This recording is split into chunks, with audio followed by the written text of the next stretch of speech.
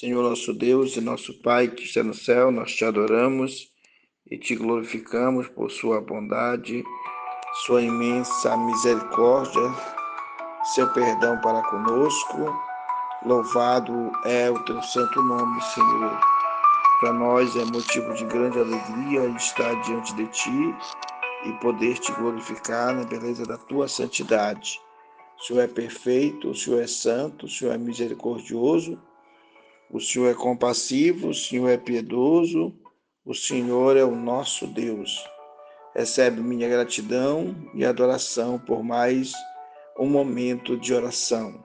Bendito seja o nome do Senhor. É bom estar na presença do Pai, do Filho e do Espírito Santo. Hoje, dia 20 de outubro de 2025.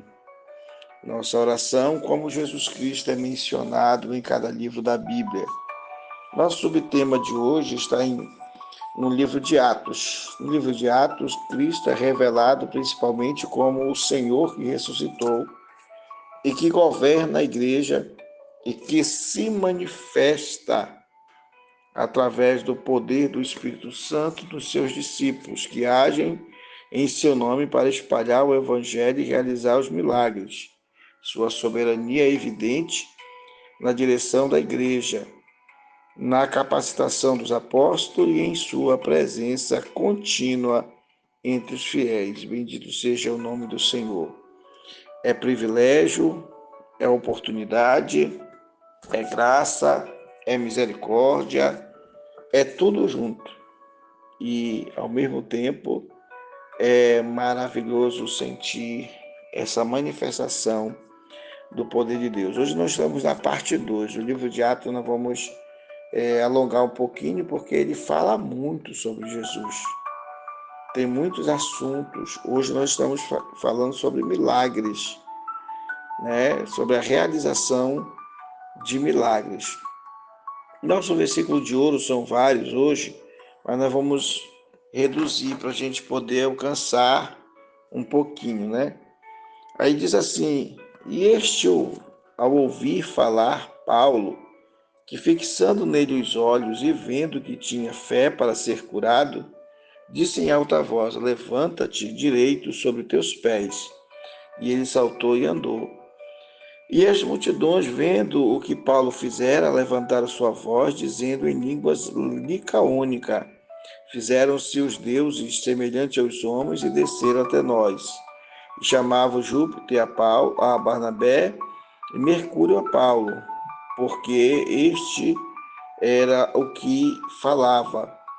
E o sacerdote de Júpiter, cujo templo estava na frente da cidade, trazendo para a entrada da porta touros e grinaldas, queria com a multidão sacrificar-lhes, e dizendo: varões, por que fazeis tais coisas?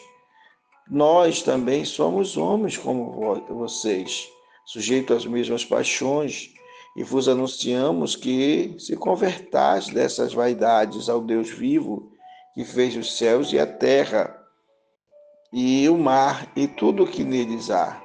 E, contudo, não os deixou assim mesmo sem testemunho, beneficiando-vos lá no céu, dando-vos chuvas, tempos frutíferos, enchendo de mantimento, de alegria os vossos corações. Bendito seja o nome do Senhor.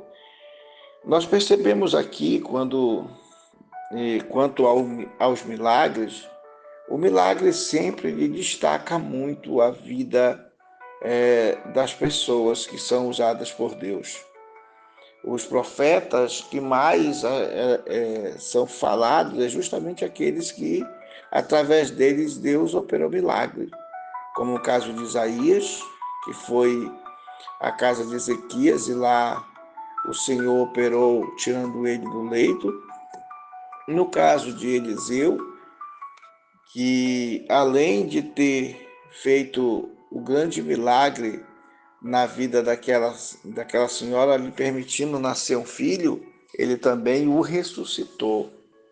E mesmo depois de morto, quando um morto caiu no túmulo de Eliseu e tocou seus ossos, aquele o milagre aconteceu da ressurreição. E Eliseu também foi aquele que fez o machado flutuar e que tirou a morte da panela. O que mostra que milagres sempre despertam o ânimo das pessoas. E o problema não é questão só da fé através do ver, é também as pessoas estarem dispostas a adorar qualquer um, não importando a seriedade do que é adoração e de quem merece adoração. O apóstolo deixa claro aqui que a evidência dos milagres não manifesta que aquela pessoa é Deus ou faz as coisas por Deus, mas sim que aquela pessoa é privilegiada de receber o milagre de Deus. E que as pessoas podem receber o milagre de Deus. Mas o maior dos milagres que Paulo destaca aqui, ele diz: e contudo não se deixou a si mesmo sem testemunho, beneficiando-se lá do céu, dando chuvas, olha aí, chuvas, tempos frutíferos, enchendo de mantimento e de alegria os vossos corações. Não há maior milagre do que você ter comunhão com Deus e ser abençoado por Ele, abençoando o seu tempo, abençoando sua vida, abençoando através das chuvas, dos frutos da terra, me mantendo com mantimento e abençoando com alegria seu coração. Esses são os maiores dos milagres, onde Deus é presente na vida daquele que se permite tocar por Deus, e não os sinais, porque os sinais eles se manifestam naquele momento, mas é só naquele momento, aquela pessoa que recebeu o milagre sozinha. Mas o maior dos milagres, ou os milagres, são aqueles que manifestam para todos. Deus manifesta seu poder para atender a todos. E aqui é de igual modo, porque o testemunho vem para todos, a beneficência vem para todos, a chuva vem para todos, os tempos frutíferos vêm para todos, os mantimentos é para todos e a alegria do coração é para todos. Diferente de determinados milagres que às vezes é só para uma, como no caso daquela mulher que do fluxo de sangue, só ela sofria daquele fluxo de sangue, segundo a história. No caso do paralítico, que veio trazido por 4 homens, só ele era paralítico daquela forma. O outro, que estava no tanque de Siloé, ele não era paralítico total, ele se arrastava, ele tinha uma parte funcional. O paralítico da Porta Formosa também não era totalmente paralítico, ele era coxo, mas coxo de forma que não tinha condições de trabalhar. Então o que a gente percebe é que muitos de nós damos ênfase a milagres e não percebemos que nós somos um milagre. Você é um milagre de Deus. E o propósito do Criador é que você sinta isso. Diz aqui, nas verdades inquestionáveis, é nítido neste trecho, ou do texto, no Novo Testamento, o potencial da motivação evangelística e do apoio mútuo que tem os encontros regulares da comunhão. Os apóstolos chegam querendo falar do que sofreram, a alegria. A igreja, melhor, ouve atentamente e eles oram juntos. Deus intervém e seus corações são revigorados, impulsionados à pregação da palavra de Deus. Sai dali dispostos a falar com ainda maior coragem e entusiasmo o evangelho da graça de Deus. Este aqui, a gente não podemos dizer que é um grande milagre, mas antes os apóstolos não suportavam sofrer por nome de Jesus. Mas aqui, no capítulo 4, eles já não só sofrem, mas eles já não transformam aquilo num problema, mas aquilo num privilégio. Então, o milagre de Deus aí na vida dos apóstolos é quando eles não se veem mais como homens carnais que desistem fácil, mas como homens que são perfeitos milagres vivos. E que mesmo que alguém tente matar, aquela pessoa luta para viver, tem esperança de viver e tem o porquê de lutar em favor de uma vida mais agradável. Então, aprendemos que a vida, no capítulo 4, inclui o cuidado com todas as partes da vida de cada um, irmão e irmã, incluindo questões materiais. Não havia pessoas necessitadas entre eles, pois os que possuíam terras ou casas vendiam, traziam dinheiro da venda, colocavam aos pés dos apóstolos, que os distribuíam segundo a necessidade de cada um. E reforçava-se a ideia dos encontros regulares, da comunhão, da oração, e todos os que creram costumavam se reunir. A gente percebe o quanto o milagre da comunhão é importante. Alguém diz, mas isso não é milagre. É, porque o milagre ele se faz através de um movimento, um mover de Deus na vida da gente. É um movimento que consegue destruir barreiras e que consegue levantar ânimo, disposição, alegria, que motiva a pessoa a viver e ter esperança. Porque sem milagre não vivemos, mas é bom que sejamos o próprio milagre em movimento. Então, é bom estarmos bem com Deus. Aqui diz: todos os que creram costumavam reunir-se. Isso é muito bom, porque a gente percebe pessoas que querem servir a Deus, mas não querem reunir-se, não querem adorar, não querem glorificar. Tem pessoas que chegam a dizer que não é necessário estar se reunindo, mas aqui a prova de que eles estavam bem com Deus é que eles faziam questão de reunir-se, de adorar, de glorificar, de exaltar, de clamar em prol daqueles que estavam sendo perseguidos e também de clamar em prol de sua família e das necessidades que se apresentavam, porque veio logo a perseguição da igreja.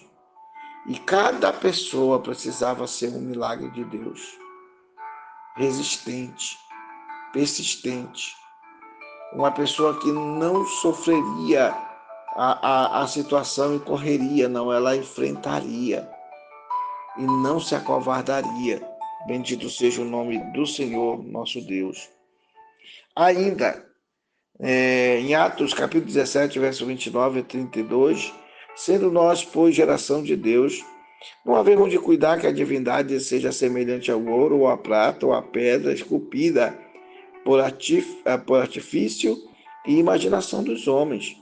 Mas Deus, não tendo em conta o tempo da ignorância, anuncia agora a todos os homens e em todo lugar que se arrependam, porquanto tem determinado um dia em que, com justiça, há de julgar o mundo por meio do varão que destinou. E disso deu a certeza a todos, ressuscitando dos mortos. E como ouviram falar da ressurreição dos mortos, uns escarneciam e outros diziam: acerca disso te ouviremos outra vez.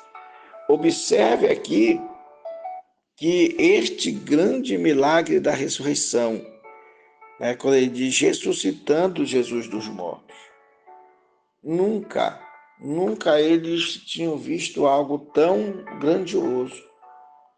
A frequência com que Jesus operava as suas maravilhas destoava de todo e qualquer profeta, de todo e qualquer pensamento de deuses que eles pudessem ter. Porque Deus se manifestava agora através da vida da igreja, de forma a todos serem abençoados. Todos, pelo menos os que buscavam o Senhor, eram abençoados. Então, que Deus possa nos levar a ter essa comunhão e acreditar no milagre de Deus. no Deus que ressuscita os mortos, no Deus que cura, no Deus que sara, no Deus que levanta o caído, no Deus que dá vida ao abatido, no Deus que transforma o coração arrependido. Bendito seja o nome do Senhor. Diz ainda mais: e por aquele mesmo tempo, o rei Herodes estendeu as mãos sobre alguns da igreja para os maltratar, e matou a espada Tiago, irmão de João. Bendito seja o nome do Senhor. E vendo que isto agradara aos judeus, continuou mandando prender também Pedro. E era os dias de Asmo, e havendo-o prendido, encerrou na prisão, entregando-o a 4 quaternos de soldados, para que o guardasse, querendo apresentá-lo ao povo depois da Páscoa. Pedro, pois, era guardado na prisão, mas a igreja fazia contínua oração por ele a Deus. E quando Herodes estava para o fazer comparecer na mesma noite, estava Pedro dormindo entre os 2 soldados, ligados com as cadeias, e os guardas diante da porta guardavam a prisão. E o anjo do Senhor entrou ali e fez cair as correntes da mão de Pedro dos pés e levou ele para fora, e aqueles soldados não puderam ver. Aqui nós não colocamos o texto todo, mas você pode ler no capítulo 12 de Atos. Então, veja o milagre do anjo indo ali e fazendo Pedro sair da prisão sem nenhum arranhão. Herodes queria fazer da vida de Pedro um espetáculo para humilhar os cristãos. E Deus vai lá através do seu anjo e libera Pedro da prisão e leva Pedro fora da masmorra e faz com que os outros saibam que Deus tinha livrado Pedro sem ter necessidade de matar ninguém. Porque não é o objetivo de Deus destruir pessoas, matar pessoas. Não, o princípio do propósito de Deus é buscar e salvar a todos nós. Limpar o coração do pecador, renovar de esperança, tirar a maldade e fazer com que cada um de nós venha arrepender-se do seu pecado. A ascensão do poder do Espírito Santo, contínua presença de Cristo após a ascensão de Cristo, permanece presente e vivo, governando a igreja através do Espírito Santo. O Espírito Santo, como agente, o mesmo Espírito que capacitou Jesus, é dado aos seus seguidores, tornando-os testemunha de Cristo e capacitando-os a realizar milagres e espalhar o Evangelho. Eles nunca pensavam que poderiam ser usados por Deus daquela forma para acontecer aquele grande milagre, aquelas grandes maravilhas. Jamais Pedro, Tiago, João tinham noção disso. Eles viam Jesus curar, eles viam Jesus ressuscitar, mas eles não esperavam que depois de Jesus ter sido levado aos céus, eles fariam aquilo. Através da vida deles, as pessoas serão curadas, seriam perdoadas, seriam purificadas. Que cada um de nós nos arrependamos diante de Deus e busquemos a face do Senhor para que o Senhor, ao seu tempo, por sua compaixão e misericórdia, mude a nossa vida, transforme a nossa vida, faça o grande milagre da libertação em nossa vida e nos ajude a abandonar todo erro, todo propósito maligno. Bendito seja Deus. Então, Jesus como Messias prometido, o cumprimento das profecias, Atos demonstra como os acontecimentos de sua vida, morte e ressurreição cumpriram as profecias do Antigo Testamento. Jesus, ele não veio só nos representar na cruz. Jesus veio abrir porta da esperança. Jesus veio mostrar que as profecias estariam se cumprindo nele. E que o milagre que a gente precisa, Deus tem nas suas mãos para nos abençoar com este milagre. A mensagem de salvação, Atos, mostra o Cristo ressuscitado como Salvador, que através do arrependimento e da fé em seu nome restaura os homens e traz o perdão dos seus pecados. Isso é um milagre maravilhoso. Quando o Senhor nos tira da doença, do poder do pecado, nos liberta daquele pensamento maligno, daquelas atitudes errôneas e nos faz arrependidos, estarmos sustentados na presença do Senhor. Então, que Deus te ajude, que Deus me ajude, que a gente venha a viver uma vida de agrado diante de Deus e não abrir mão de ser um milagre na mão de Deus, de poder não só receber o milagre, mas de ser um milagre na mão do Todo-Poderoso. Também diz assim, tradicionalmente esse tribunal, aqui falando da questão do Sinédrio, mostra que o Sinédrio se reunia, mas quase todas as vezes, para oficializar a prisão ou o sofrimento de alguém. Tem pessoas que elas vivem em função da tristeza dos outros. Infelizmente, hoje a gente vê que há muito essa maldade. O desejo da pessoa não ter sucesso, o desejo que a pessoa se dê mal ou faça mal, se torna tão evidente que as pessoas precisam do agir de Deus para transformar seu dia, para transformar sua vida e para restaurar seus sonhos. Nós precisamos que a presença de Deus mude nossos corações e nos tire de qualquer influência do pecado e a gente possa dizer que o Senhor é um Deus de glória e és um Deus de perdão e de compaixão. Por isso, nesta hora, desejo a você saúde, paz, força, graça, sabedoria e que o Espírito de Deus nos ajude a viver debaixo da graça de Deus. E que o poder de Deus seja real no nosso lar, na nossa vida.